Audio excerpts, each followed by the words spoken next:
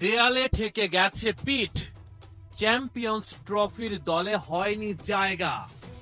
Of ফর্মে থাকা লিটন ফর্মে ফিরেই নির্বাচকদের দিতে চায় বার্তা। কে জানে, হয়তো জাতীয় দলে জায়গা হারিয়ে ক্ষোভ ঝেড়েছেন দুর্বার রাজশাহীর বোলারদের ওপর। তাতে লাভটা অবশ্য বাংলাদেশের ক্রিকেটেরই হলো। সিলেটে লিটন স্ট্রোকের ফুল ঝুরি ছোটালো। তানজিদ তামিমও এদিন আগ্রাসী। সানজামুল ইসলামকে এক হাত নিয়েছেন তিনি।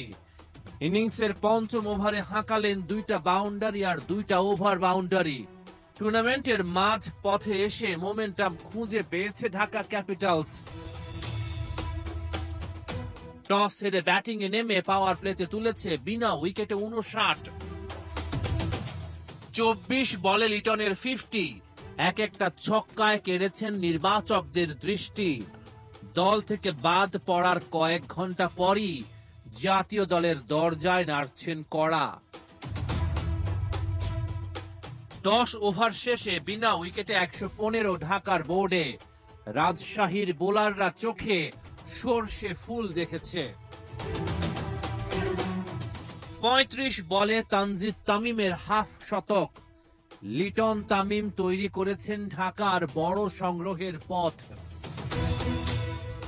লিটনের উত্তাল ব্যাটিংয়ে গরম হয়েছে শীতের সন্ধ্যা, ছড়িয়েছেন মুগ্ধতা।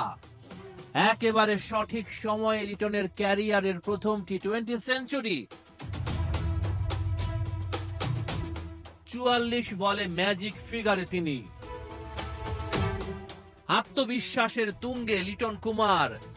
তাসকিন আহমেদের আনপ্লেয়েবল বলটাতেও মেরেছেন 4। পরের বলেই হাঁকিয়েছেন ছক্কা। 19 ওভার শেষে ঢাকার সংগ্রহ বিনা উইকেটে 231।